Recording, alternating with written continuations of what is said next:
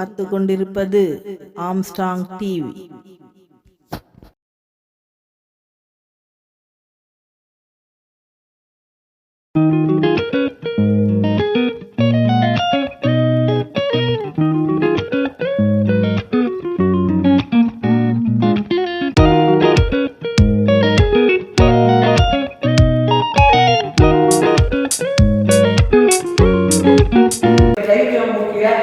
ನಮ್ಮ ಸಭಾಮಿ ಪ್ರಯತ್ನ ಬರಬಹುದು ಪ್ರಯತ್ನ நன்றியை தெரிவித்துக் கொள்கிறேன். ஓரிரு வார்த்தை பேசி அவருக்கு வரவேற்கிறேன்.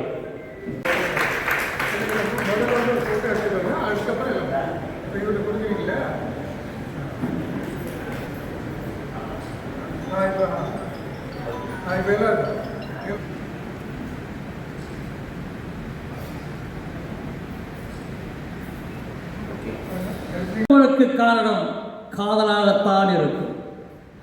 அந்த கனிந்த காதல் தான் அவரை எப்போதும் துணிந்த மனிதராக உருவாக்கி இருந்தது. காதல் என்பது கனி ரசம். இன்னொரு தடவை சொல்லுவாரு, நல்லா சொன்னீங்க, அதை அழகாக சொல்லு, இன்னொரு தடவை சொல்லு. தத்துவம் என்பது தனி ரசம். ரசம். காதல் என்பது கனி ரசம். ரசம். ஓகே. தத்துவம் என்பது கொள்கை, கோட்பாடு. காதல் மட்டுமே கொண்டாடி மகிழ்வது. இந்த கொண்டாட்டத்தை தான் மனிதன் விரும்புவார். கண்ணதாசனுடைய பாடலின் அத்தனையும் இனிமை இருக்கிறார். 8வது படித்த கண்ணதாசன் 8000 பாடல்கள் எழுதியிருக்கிறார். 8வது புகழுக்கு சென்றிருக்கிறார். அவர் மறைந்து விட்டார், ஆனால் வாழ்ந்து கொண்டிருக்கிறார். எந்த நிலையிலும் எனக்கு மரணமில்லை என்று பாடியவர் கண்ணதாசன். அந்த வகையிலே வாழ்ந்து கொண்டிருக்கிறார். அந்த காதல் பாடல்கள் எம்ஜிஆர் திரைப்படங்களில் வரும் காதல் பாடல் என்பது வேறு. சிவாஜி அந்த வகையிலே கண்ணதாசனுடைய பாடல்கள் இன்று வரையில் கேட்கப்பட்டிருக்கிறது. வாழக்கூடாதோ அப்படியெல்லாம் வாழ்ந்திருக்கிறேன், எனவே இப்படித்தான் வாழ வேண்டும் என்று சொல்லுகிற யோக்கியதை எனக்கு இருக்கிறது என்று எழுதிய கவிஞன் கவியரசு கண்ணதாசன். என்ன மாதிரி பாடல்கள், காதல் பாடல்கள் அவருக்கு புகழ் சேர்த்தன, நாங்கள் மறுக்கவில்லை. ஆனால் பெரும் புகழ் சேர்த்தது தத்துவம் இல்லையா?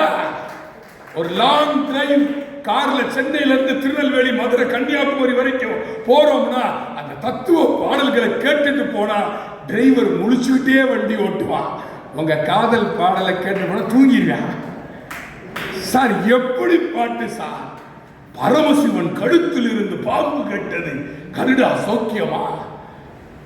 யாரும் இருக்கும் இடத்தில் இருந்து கொண்டால் எல்லாம் சௌக்கியமே கருடன் சொன்னது.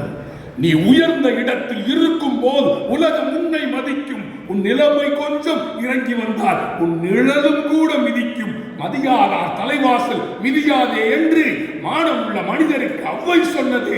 அவ்வை சொன்னது அதில் தாமரை பூனமையா அர்த்தம் உள்ளது. கண்ணனுக்கு கிருஷ்ண பரமாத்மாவை சொல்றேன். அந்த கிருஷ்ண பரமாத்மா யாரு? கடவுளாக இருந்தாலும் எதற்காக அறியப்பட்டவர் அவர்? ராதா, ருக்குமணி, கண்ண பரமாத்மாவை பொறுத்த வரைக்கும் அவர் ஒரு காதலன். ஆமாவா இல்லையா? கண்ணதாசன் தன்னுடைய பெயரை முத்தையா என்கின்ற தன்னுடைய பெயரை கண்ணதாசன் என்று மாற்றிக்கொண்டதற்கு காரணமே காதல் மீது கண்ணதாசனுக்கு இருந்த அந்த ஆர்வம். சொல்லுவாங்க ஐயா, கண்ணதாசனுடைய காதல் பாடல்கள் உள்ளூர் பஸ்ஸில் உலக அழகியை பார்த்த பரவசத்தை உண்டாக்கும்னு சொல்லுவாங்க. உள்ளூர் பஸ்ஸில் உலக அழகி உங்கள் கூட பயணம் பண்ணால் எப்படி இருக்கும்? பரவசமாக இருக்குமா இருக்காதா? பொறாமையாக இருக்கும், இவ்வளவு அழகியாக இருக்கா அப்படின்னு. ஆனால் ஆம்பளைகளுக்கு சந்தோஷமாக இருக்குமா இருக்காதா? கண்ணதாசன் பாடல்களை வெறுமனே காதலுக்காக எழுதலை, ஈஸியாக எழுதிடலை. திருப்பாவை, மன்னிக்கணும், திருவாசகம், மாணிக்க வாசகர் எழுதுனது.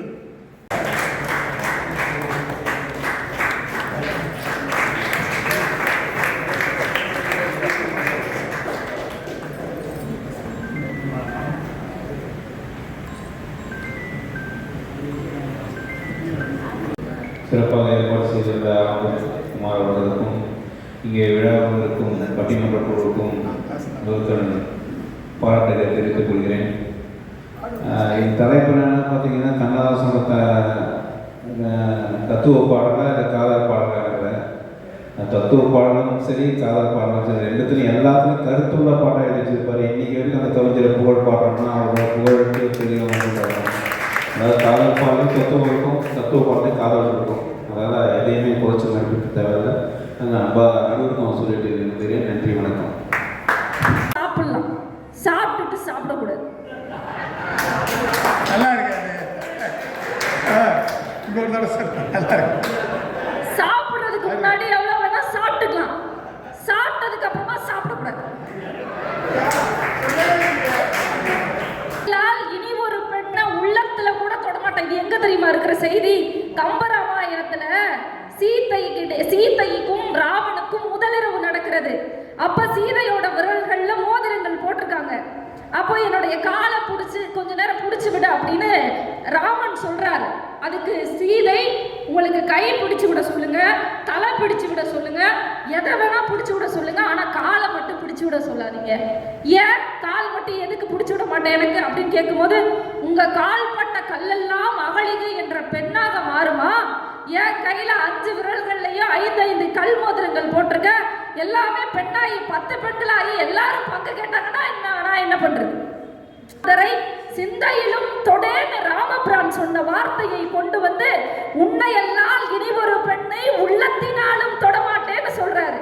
ஆனாலும் என் கவிகள் பழுதாகாமல் பார்த்து கொண்ட மகராசின்னு தன்னுடைய மனைவியதான் சொன்னாருன்னா, அவருடைய கவிதைகள் இன்றைக்கும் இவ்வளவு சிறப்பா இருக்கிறதற்கும் அவர் வாழ்க்கையில் இருந்த காதல் தான் காரணமா இருக்குங்கிறத நம்ம மறந்துட முடியாது. காதல் சிறகினை காட்சியில் விரித்து வான வீதியில் பறக்கவான காதல் பாடல் எழுதிய கவிஞரை பார்த்து தத்துவ பாட்டே போதும்னு எப்படிமா சொல்ல முடியும்? அங்க ஒரு காதல் பாட்டுங்க, காலம் எவ்வளவு அழகாக சொல்ல முடியுமோ அவ்வளவு அழகா அவருடைய பாடல்ல வச்சாரு. ஒரு பெண் காதலிக்கிறாங்க, அவங்க அம்மாவுக்கு அந்த காதலனோட பேசக்கூடாதுன்னு போகும். காதலனுக்கு உடம்பு சரியில்லை, காதலனை பாக்குறாங்க, உடம்பு சரியாயிடுச்சான்னு கேட்காம போறதுக்கு மனசு இல்லை. ஆனா அதை ஒரு பாடல்ல வச்சாங்க. எவ்வளவு அழகான ஒரு பாடல். 1982 கமலஹாசன் அவர்களுக்கு எழுதிய பாடல் தான் அவருடைய நிறைவு பாடல். அவர் எழுதிய முதல் பாடல் எப்படி ஜெயித்ததோ அந்த நிறைவு பாடல் இன்றைக்கும் அப்படியே இருக்கு. அதற்கான விஷயங்களை பதிவு செஞ்சாரு தெரியுமா? கூட கொடுத்தவர் கண்ணதாசன் அவர்கள் தான். அவருடைய இயற்பெயர் நமக்கு எல்லாம் மறந்து போய் இன்றைக்கும் நாம் அவரை கண்ணதாசன் கண்ணதாசன் என்றே சொல்லிக் கொண்டிருக்கிறோம். கண்ணதாசனின் இரங்கற்பாவை பாட்டு தான் என்னுடைய மனதை தேற்றிக் கொண்டேன்.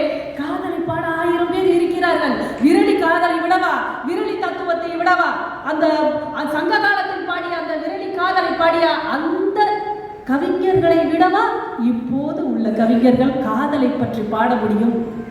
தத்துவத்தை பாடத்தான் ஆளே கிடையாது. அவன் ஒருவன் தான், அவன் கண்ணதாசன் மட்டும்தான். இல்லையா? இது உங்களுக்கு தெரியலாமா சார்? எதை தேடினாலும் நம்ம இன்னைக்கு எதில் சார் தேடுறோம்?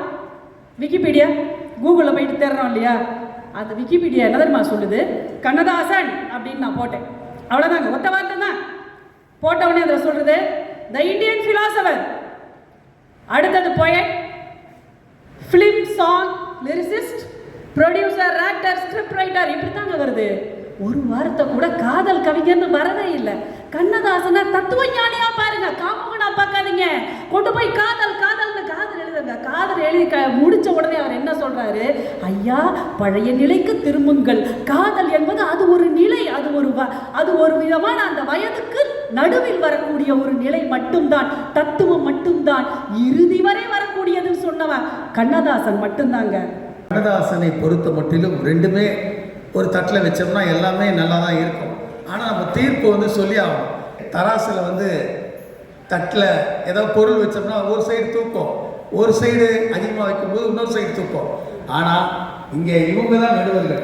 இவங்கெல்லாம் இந்த நேரம் இவ்வளவு நேரம் இங்கே அமைதியாக காத்திருந்து நான் நடுவு தீர்ப்புக்காக காத்திருக்கிறார்கள். இவர்களுக்கு ஒரு பலமான தரவை அனுபவம் கேட்டுக்கொண்டு, காதல் என்று எடுத்துக்கொண்டால் இந்த பாட்டு யாருன்னா பாடுவாங்களா ரொம்ப நேரம் காத்துட்டு இருந்தேன். எதிர்பார்ப்புகள் என்பதும் அதிகமாக இருக்கும். ஏதாவது ஆசையும் எதிர்பார்ப்புகளும் சேருகின்ற பொழுதுதான் சிக்கல் எங்கிருந்து வருது? வாழ்க்கையானது சிக்கலாகிறது. இவ்விரண்டையும் தவிர்த்து விட்டு வாழ்வது என்பது எல்லாராலையும் முடியாது. இப்போ நம்ம அமுதா ஐயா அவர்கள் நினச்சி பார்த்துட்ருக்காரு, காலையில் நான் கடைக்கு போகணும், நேற்று வந்து அந்த கணக்கை பார்த்துட்டு வந்தேன், நாளைக்கு யார் யார் வராங்கன்னு தெரியல, இதை பற்றி நினச்சிட்ருக்காரு. அவர் மனது அங்கே தான் ஓடிட்டுருக்கு. ஆகவே நினைப்பது நடக்காவிட்டால், அதுவும் நினைத்தபடி நடக்காவிட்டால் மனது தத்தளிக்கும். அதுக்கு தான் ஒரு கண்ணதாசன் ஒரு அழகான ஒரு பாடலில் சொன்னார், நினைப்பதெல்லாம் கண்ணதாசனைத்தான் நாங்கள் எல்லாம் சொல்லுவோம். மாபெரும் சபையில் நடந்தாலும் காதல் பாடல்களையும் தந்திருக்கிறார், தத்துவ பாடல்களையும் தந்திருக்கிறார், வீரத்துக்கான பாடல்களையும் தந்திருக்கிறார், குடும்பத்திற்கான பாடல்களையும் தந்திருந்தாலும் காதல் பாடல்கள் என்பவை கேட்கும் பொழுது சுகமாக இருக்கும், நமக்கு நிறைய சுகங்களை தந்தாலும் தத்துவம் என்பது நிலையானது. எந்த நாட்டிலும் எந்த உலகத்தில் நாம் சென்றாலும் இந்த தத்துவ பாடல்களை எடுத்துக்கொண்டு சென்றோம் என்று சொன்னால், எந்த மொழியிலும் இதை மொழிபெயர்த்து வருகின்றவர்களுக்கு சொன்னாலே போதும், இந்திய நாட்டினுடைய கலை பற்றியும் கலாச்சாரத்தை பற்றியும் நம்முடைய பண்பாட்டை பற்றியும் அறிந்து கொள்வார். ஆசர் கண்ணதாசனுக்கு தத்துவமே அட்சய பாத்திரம் என்று சொல்லி கவியரசர் கண்ணதாசன் பாடல்களில் மேலோங்கி நிற்பது தத்துவமே தத்துவமே தத்துவமே என்று சொல்லி விடைபெறுகிறேன். நன்றி. வாய்ப்பு தந்த உங்கள் அனைவருக்கும், அங்கத்தினர் அனைவருக்கும், ஆலந்தூரார் அவர்களுக்கும், மடிப்பாக்கம் சேகர் அவர்களுக்கும் ஒரு பலமான வாழ்த்துக்களை தந்து விடைபெறுகிறேன். நன்றி, வணக்கம். மரியாதைக்குரிய சிந்தை மாஸ்டர் அவர்களுக்கு தேர்தல் பாலகிருஷ்ணன் அவர்கள் விருதுகளை தலைமையை கவனிக்கிறார். அடுத்தபடியாக பேச்சாளர் அடையாளம். அடுத்ததாக மரியாதைக்குரிய துரை பாண்டியன் அவர்களே, மரியாதைக்குரிய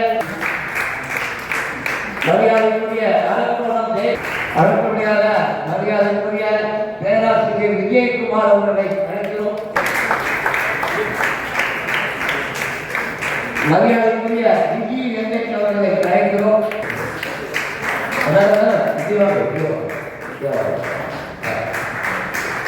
மரியாதைக்குரிய பவித்ரா அவர்களை அழைக்கிறோம்.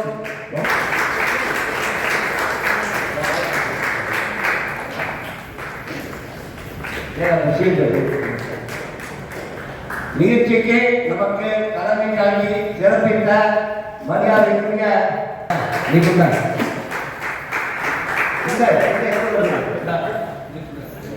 நீங்க தான் சொல்லுங்க.